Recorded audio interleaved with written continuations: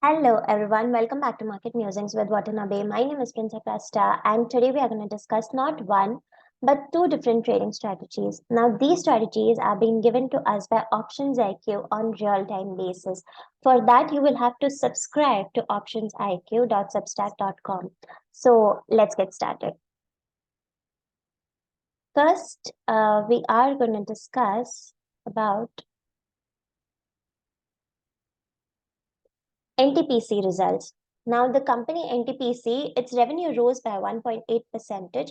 EBITDA was up by around 20.6% on YOY basis, margin at 28.2% versus 23.8% on YOY basis.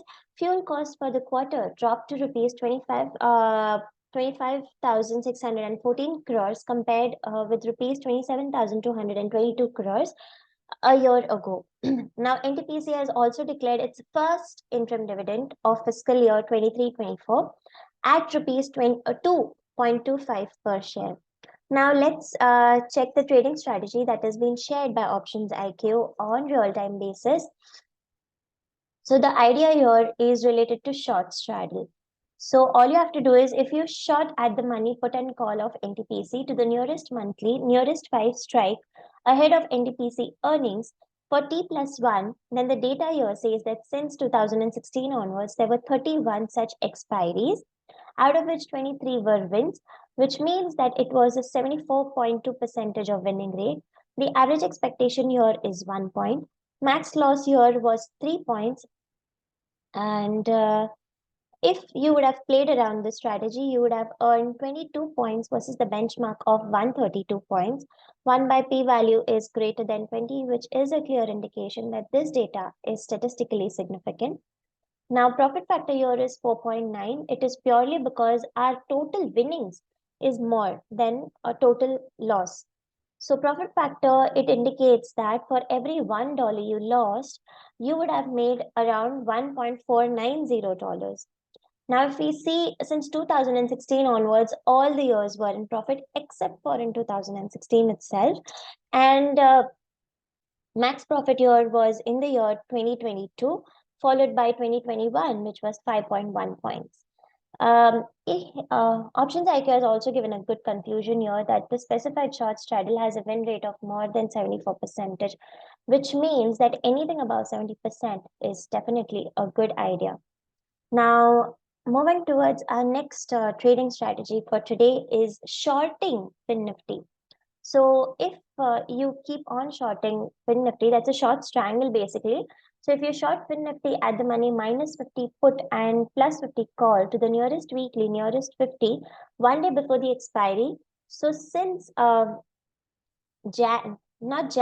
April 23 onwards. So there were roughly around 29 such expiries, out of which 21 were wins, which is roughly around 72.4% of winning. Average expectation here is 25 points. And max loss here was 173 points, which was on 26th of June 2023. That was mainly because of shorting call.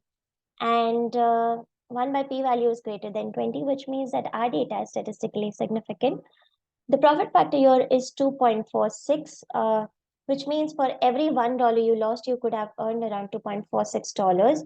And the total points earned by playing around this strategy is 712 points versus the benchmark of 738. And since April till October, we see 2 out of 8 months were in losses. Max loss here was in the month of October, which is 158 points. Max profit was in the month of September, which is, sorry, not in September, it was in July, which was 273 points, followed by August, which was 253 points.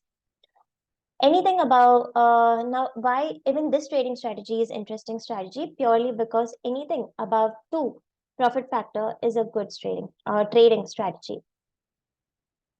Moving towards our next slide, we can see clearly that US frontline indices were down except for Nasdaq, which was up by around 47 points. GIFT Nifty did indicate a muted start for the Indian market. In commodity section, we can see that price of gold and silver are consistently moving up.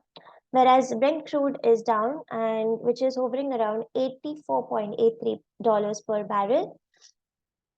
In FI DI data, we can see that the DIs have bought in cash market and FIs have sold in cash market. FIs in derivatives, they have gone short in index futures and options, and overall there is a selling of around 1,461 crores. That's it in the market musings from my side.